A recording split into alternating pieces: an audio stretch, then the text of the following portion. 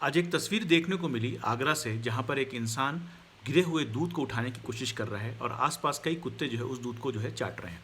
ये दिखा रहा था माइग्रेंट लेबर्स, डेली वेजर्स का आज के लॉकडाउन में जो हालत है, उनको जो है ढंग से खाना नहीं मिल रहा है। पहले से भी हिंदुस्तान में कहते हैं कि करीब 19 करोड़ लोग जो है रोज़ बिना खाए बिस्तर पे जाते हैं। WLO की रिपोर्ट के हिसाब से इस कोरोना और लॉकडाउन की वजह से इसके बाद करीब 40 करोड़ हिंदुस्तानी जो है अपनी नौकरी जो है उनकी छूट जाएगी और भयानक गरीबी का शिकार हो जाएंगे। तो गोया हम ये कह सकते हैं, हमें ये डर लगता है कि ऐसा ना हो कि ये तस्वीर जो हमने आज देखी है, कल के आने वाले दिनों में ये करीब करीब आधे हिंदुस्तान की तस्वीर ना साबित हो। वहीं ठीक उसकी दूसरी तरफ एक अलग जो है ख़बर मिली जिसने दिल को थोड़ा सुकून दिया। ऐसे लाचार लोगों को खिलाने के लिए मुज़म्मिल पाशा और तजम्मुल पाशा ने अपनी ज़मीन बेच दी और 25 लाख रुपए जो है वो लगा दिए इन जैसे लोगों को खाना खिलाने के लिए।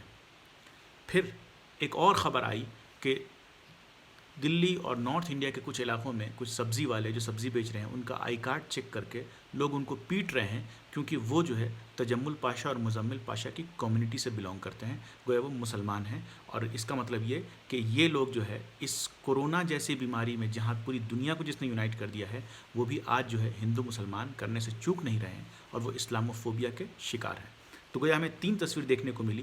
पहली एक लाचार भारत की, दूसरी उस लाचार भारत को मदद करने के लिए पाशा ब्रदर्स की, और तीसरी उन लोगों की जो पाशा नाम से भी नफ़रत करते हैं और इस्लामोफोबिया के शिकार हैं। अब ये सवाल उठता है कि इस इस्लामोफोबिया से कैसे लड़ा जाए।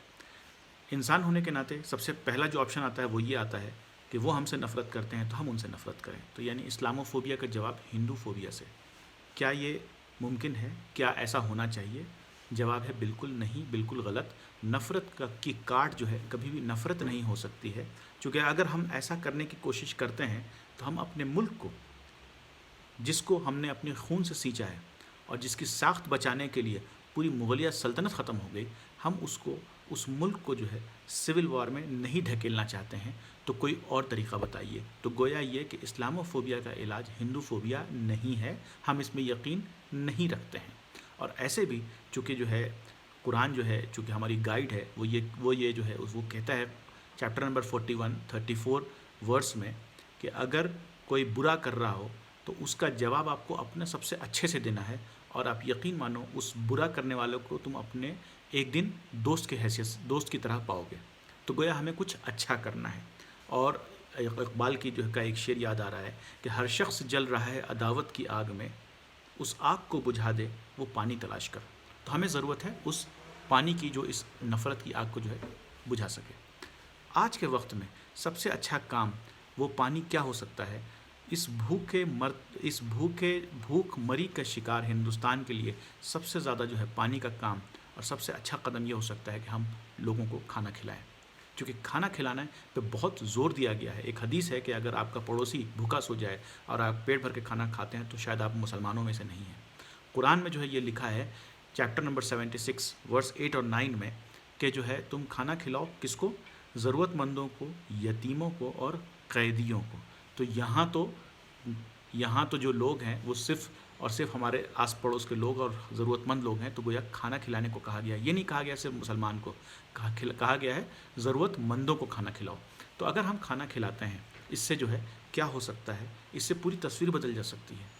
जो लोग साजिश रच रहे हैं उनकी साजिश धरी की धरी रह जाएगी जब महेंद्र ये बोल उठेगा कि जब हम भूखे थे तो हमें अली ने खाना खिलाया था, और जब रविशंकर का बेटा ये बोलेगा कि जब मेरे बाप की अर्थी उठाने के लिए कोई नहीं था, मैं बुलंदशहर की बात कर रहा हूँ, तब मुसलमानों ने जो है हमारे बाप की अर्थी उठाई थी। तो सारी की सारी साजिशें, सारी के सारे फेक न्यूज़ जो है वो धरी की धरी रह जाएंगी, और आप यकीन माने कि इस्लामोफोबिया जो है जनाजा निकल जाएगा। मैं आपको एक एग्जांपल देता हूँ कि जहाँ कभी नफ़रत बहुत होती है, कभी कभी इंसान को समझ लेने से नफ़रत दूर हो जाती है। मैं बात कर रहा हूँ डच यानी डेनमार्क के एक राइट विंग पॉलिटिशियन थे जोराम क्लेवरन। उन्होंने जो है कहा था कि कुरान इज़ अ पॉइज़न, और इसको साबित करने के लिए वो एक किताब लिखना चाहते थे, और इस साबित करने के चक्कर में वो कुरान को पढ़ने लगे, और ऐसा हुआ कि पिछले साल वो जो है मुसलमान हो गए। तो ज़्यादातर इस्लामोफोबिया की वजह यह है कि वो मुसलमानों को व्हाट्सएप और फेसबुक की वजह से जानते हैं, ख़ास करके हमारे हिंदुस्तान में वो मुसलमान को मुसलमान की हैसियत से नहीं जानते हैं। तो ज़रूरत यह है कि हम इन लोगों को इस्लाम से रूबरू कराएं और मुसलमान की जो अच्छी चीज़ें हैं उससे रूबरू कराएं, और ये जो व्हाट्सएप और फेसबुक से जो हमें जान रहे हैं वो ख़त्म हो जाए। और इस टाइम ज़रूरत इस बात की है कि हम सब कोरोना से लड़ें और हम लोग कोरोना जिहादी बन जाएं, कोरोना के ख़िलाफ़ एक जिहाद छोड़ दें, जिहाद जो है छेड़ दें। शुक्रिया।